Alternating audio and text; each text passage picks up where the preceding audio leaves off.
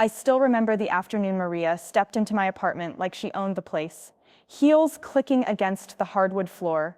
I'd refinished myself, lips curled into that familiar half smirk. I was in the kitchen, pulling a homemade matcha latte, when she paused at the doorway, hands on hips. "Wow," she said, eyebrows arching so high they nearly disappeared into her perfectly coiffed curls. "This place is something else." I set down the whisk and turned, bracing myself. Maria and I had been friends in college, study partners, late-night faux trekkers, but after graduation she'd landed a plum job at a corporate law firm, and I'd started my little furniture label, Nest and Knot, out of my spare bedroom. Our lives had drifted apart, but we'd kept in touch. Or so I thought. I raised an eyebrow. "Something else, how?" She swept her gaze across the living room, the reclaimed wood coffee table I'd designed with hand-forged brass legs, the gallery wall of botanical prints in mismatched vintage frames, the woven macrame plant hangers sprouting ferns from the ceilings. "It's eclectic," she said. "Like a thrift store threw up in here." My heart pinched, but I blocked it. "Thanks. I like to think of it as curated chaos."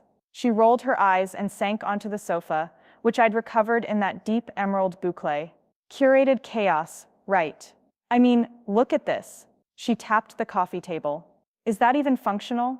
You'd need a physics degree to balance a single latte on this thing." I crossed my arms. "Actually, the top is solid poplar, hand-planed for stability. Those legs are rated to hold up to 600 pounds evenly distributed. Balancing a latte is a breeze." She tossed her hair. "Cool, cool. I'll just stick to my West Elm coffee table that doesn't kill my back if I bump into it." I laughed, though my voice felt tight. "Well, if you ever want something safer." "Oh, no thanks," she cut in. "I'm good." She let the insult hang there, and then added, archly, "I'm actually in town scouting furniture for my new loft downtown. But nothing says bad decision like going local and artisanal, right?" She winked, and I saw a flash of challenge in her eyes. I stifled the urge to challenge her back. Instead, I smiled. "Actually, I've been doing custom designs lately. If you have measurements, I could sketch some ideas." She gave me her loft floor plan, an elegant rectangle of floor-to-ceiling windows, hardwood and pale oak, lots of light. She asked for a dining table, something sleek but not Scandinavian cliché, then excused herself with a breezy, "I'll think about it," before heading out the door. I held the floor plan in my hand long after she'd gone, heart pounding. Part of me wanted to call her bluff, part of me burned to prove her wrong. The truth was, I'd poured everything into my label, sourcing local timber, learning welding for custom metal frames, staying up nights, perfecting 6-layer finishes. Sales had been steady enough to pay the bills and a little extra to dream about a brick and mortar someday. But I'd never had a high-profile commission from an old friend who'd mocked my entire aesthetic. That night, I sketched. First, a slimline walnut table with tapered legs and hidden extension leaves. Then a concrete and walnut hybrid with a live edge finish, bolts inset like jewelry. I texted the images to Maria at midnight. "Hey, played with some concepts just for fun. Let me know what you think." At 2 a.m., my phone buzzed. "Wow, these are something else." She added a laughing crying emoji and a fire emoji, but no further feedback. I closed my phone and went to sleep on a cloud of both hope and anxiety. 2 weeks later, I was presenting a new collection to a small showroom in the design district when my phone buzzed again. "Call me." Her text went to voicemail when I rang, but moments later another ping. "Just booked the concrete table with walnut inlay. Need 2 of them. Send me contract." I stared at the screen, pulse racing so hard I worried I might pass out. I extracted the dimensions from her floor plan, revised the sketches to precise CAD renderings, and drafted a formal proposal, costs, timelines, wrapped up with a squeal of excitement. When she signed the contract the next morning, I felt a thrill deeper than any sale before. That afternoon, I ordered the maple form for the concrete casting, cut the walnut inlays with a jigsaw sharpened to my specs, and spent hours at the welding bench, reinforcing the steel substructure. Each layer of sealant I brushed on felt like building an unspoken bridge between our old friendship and this new professional connection. A month later, I bicycled downtown with the first table strapped to my cargo rack. The concrete slab was lighter than it looked, balanced on the frame like a hovering slab of stone. I wheeled my bike up the stone steps of her loft building and rang her buzzer. She opened the door in a cashmere sweater and jeans, eyes widening. Whoa, she breathed, stepping back. That's not Scandinavian. I set the table down gently. The walnut veins shimmered against the matte gray surface. Smooth edges, precise joinery, discreet hardware for the removable legs. She circled it, fingertips brushing the inlay of pale flame birch, ran her palm across the cool concrete. It's stunning, she said softly, voice a octave lower, almost reverent. Jesus, I can't believe this is what I was mocking. I laughed, heart soaring. Glad you like it. She walked to the window, gesturing out to the city lights. Put it here. There, beneath the floor-to-ceiling panes overlooking the skyline. It gleamed like a trophy. She slipped off her sweater, revealing a simple white blouse tucked into tailored trousers. This is worth every penny and then some. I shrugged, trying to appear casual. You ordered 2, right? I'll deliver the second one next week. She turned, eyes serious. I just realized every time someone sits down here, they'll see the city, but I'll see this table, and I'll think of you.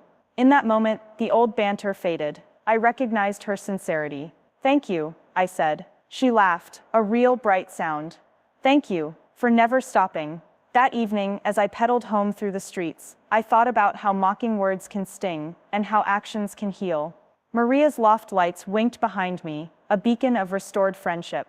I realized I wasn't just a local artisan, I was a storyteller, shaping homes and relationships one custom piece at a time. And this moment was only the beginning. The air in Maria's loft swirled with the aroma of garlic rosemary chicken roasting in the oven, and the tang of fresh basil scattered over caprese salad. Candlelight danced along the edges of the concrete and walnut table as I carried in the final platter charred eggplant drizzled with tahini. Tonight was the unveiling dinner party, the first gathering since Maria installed the 2 custom tables I'd designed. I'd brought extra corks and my best bottle of Bordeaux, and I felt the same jittery excitement I'd once had before a big client pitch. Maria met me at the doorway, cheeks flushed with anticipation. Nadine, thank you for coming. She wrapped me in a quick hug, then stepped aside to welcome our guests, a mix of her coworkers from the law firm, neighborhood friends, and a few design blog influencers she'd met at a launch event. For most, this was the first glimpse of her new home, and the centerpiece that had once drawn her scorn. She swept her hand toward the table.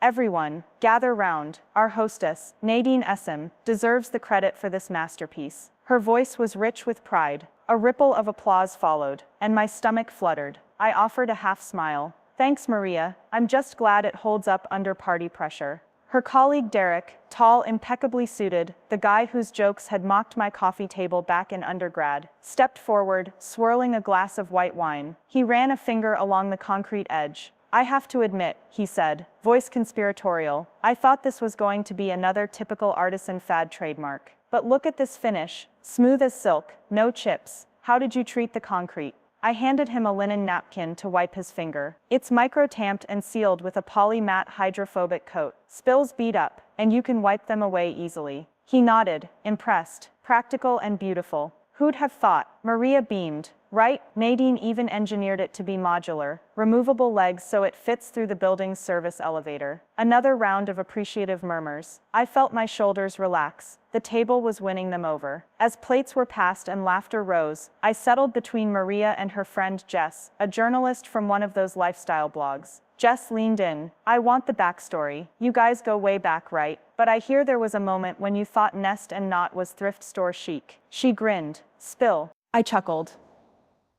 tucking a loose strand of hair behind my ear. It's true. When Maria first saw my place, full of macrame and vintage frames, she teased me mercilessly. I glanced at Maria, who nodded with a wry smile. She thought handmade was amateur hour. Jess raised her eyebrows. So what changed? Maria leaned forward, voice warm. What changed was Nadine's refusal to give up. She sent me sketches, sleepy middle-of-the-night sketches, then showed me prototypes. I saw how much care went into every detail. I realized I'd been judging without understanding. She patted my hand. I'm never mocking again. A hush of appreciation rippled around the table. Plates scraped, wine glasses paused midair. The moment felt intimate, real. Then Derek raised his glass. To Nest and Knot for proving that bespoke makes a home, not just a showroom. The group echoed. To Nest and Knot. I clinked glasses, warmth spreading through me. Conversations swirled on. Someone praised the subtle grain pattern on the walnut inlay. Another asked where Maria found those hand-blown glass lanterns overhead. Between bites of rosemary chicken, I chatted with Elena from HR, swapped LinkedIn handles with a couple of influencers, and even pitched a small commission to the pastry chef who loved how the table contrasted with her macaron displays. At one point, I excused myself to refill our water pitcher at the bar cart and noticed a small gap in the table's frame. Curious, I pressed on the underside of the concrete slab, revealing a hidden magnetic latch. With a click, a slim panel slid open, exposing a shallow tray, perfect for storing coasters, placemats, or dare I say, secret love notes. I tapped the latch back into place and wandered to Maria's heirloom bookshelf, where guests were browsing my design portfolio. One of the law associates pulled out my sketchbook and flipped to the original concept for the dining table, loose charcoal lines, and coffee ring stains evident from my brainstorming sessions. He traced the sketch gently. "So these were the early ideas?" he asked. I nodded. "Those got me through nights of doubt." He looked at me, a flicker of understanding in his eyes. "I used to think crafting furniture was eccentric, but now I see it's storytelling in wood and metal." He closed the book reverently. "And these pages hold the story." I felt a thrill. My messy, midnight doodled pages had found a new audience. Back at the table, Maria stood up. "Before dessert, I want to show you something." She led us toward the window overlooking the city skyline. Then she posed, arms wide, as if unveiling an artwork. I ordered another piece from Nadine, this time for the balcony. Outside, nestled among potted succulents and string lights, was a sleek bench, a floating slab of teak and steel, custom sliced to cradle two people side by side. The bench's legs curved like an embrace, with armrests lean enough to rest a wine glass. Gasps erupted. Jess's eyes lit up. "That is incredible, Nadine. A perfect perch." I stepped outside with her, hands tucked in my pockets. The night breeze smelled of jasmine and distant rain. I ran my hand along the warm teak, smooth, inviting. "I designed that to be a conversation bench," I said. "Low enough to stargaze, high enough to chat." Maria perched on one end. "Then come up here, everyone." Slowly, one by one, the guests crossed to the balcony. They settled, murmuring appreciations. I wandered among them, handing out extra throw pillows I'd sewn in matching boucla. The air crackled with stories. A newlywed couple announced plans for an artist residency in Bali. A visiting consultant confessed she'd always been too intimidated to try custom furniture until tonight. Derek confessed he'd started a woodworking course after seeing my Instagram. Each confession felt like a stitch weaving us closer. As I stepped back, Maria caught my eye. She gave a small wink and mouthed, "Thank you." Her cheeks glowed in the lamplight. I realized how far we'd come from scorn to admiration, from doubt to trust. Later, as the crowd thinned and the candles guttered to soft embers, Maria and I collapsed onto the sofa beside the coffee table. I'd once refinished myself. The room smelled of lasagna reheated in the toaster oven, and the faint tang of poured red wine. She stretched out her legs, resting her head on my shoulder. "You know," she said softly, "I used to think making furniture was just a hobby. But you've built more than tables. You've built confidence in me." She paused. "And in yourself." I nudged her. "You only had to see it to believe it." She turned, eyes serious. "I want you to design the whole place, guest bedroom, office built-ins, maybe even the kitchen island." She laughed.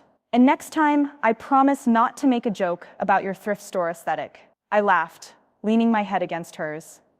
"Deal. But be prepared. I've got plenty more designs up my sleeve." She tilted her head. "I can't wait to see." As I packed my things to leave, I walked through the loft one more time. The two dining tables gleamed under the soft glow of Edison bulbs.